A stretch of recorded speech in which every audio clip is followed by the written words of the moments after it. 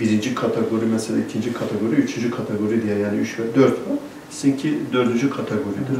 Aynı zamanda girdiğiniz zaman inşallah nasipse 14 Şubat'ta sınavımızdır. Var, tablettir, bisiklet. Girdiğiniz sınav inşallah kaybedeni olmayan bir sınav, çünkü Allah Resulü Aleyhisselatü Vesselam'ın hayatını öğretmiş. Bilirsiniz, bu sınav sitesinden girişini yapar. 10 yıldır siyer sınavını düzenliyoruz. Bu yılda nasip olursa inşallah siyer sınavını online üzerinden düzenleyeceğiz. Tabii ki malum biliyorsunuz, dünya etkisi alan bu koronavirüs nedeniyle ülke geneli değil, tüm dünya etkisi altına alan bir durum söz konusu.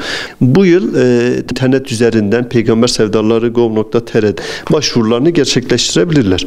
Buradan başvuru yaptığı zaman kişi oradan tamamen şeyi görebilir, kitabın linkini indirebilir, oradan okuyup şunu söylüyoruz, diyoruz ki okuyan kişiler böyle hem pandemi sürecinde aileleriyle beraber okurlarsa inşallah daha etkili, daha güzel olacak diye umut ediyoruz. İsterlerse kitap bahçesi vesaire, buradan da kitabı oradan isteyebilirler. Fiziki olarak kitabı ellerine alıp oradan da okuyabilirler.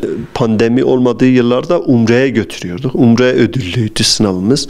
Bu yılsa malum Umre'nin de olmamasıyla beraber bu yıl ağırlık vermiş olduğumuz hediyeler çok daha fazla. Hem tablete ihtiyaç fazla, hem bilgisayara.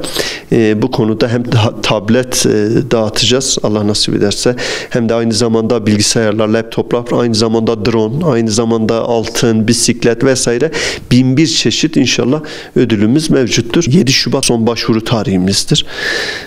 17 Şubat'ta inşallah nasipse pazar günü sınavımız gerçekleşecektir. Diyoruz ki burada amaç şudur: Allah Resulü Aleyhisselatü Vesselam'ın hayatını öğrenmek, onun hayatını hayatımıza tatbik etmek. Asıl olan budur. Amacımız, gayemiz budur. Okuma alışkanlığının üst seviyelere, daha fazla okuma alışkanlığını kazanmaya yardımcı olabilmektir.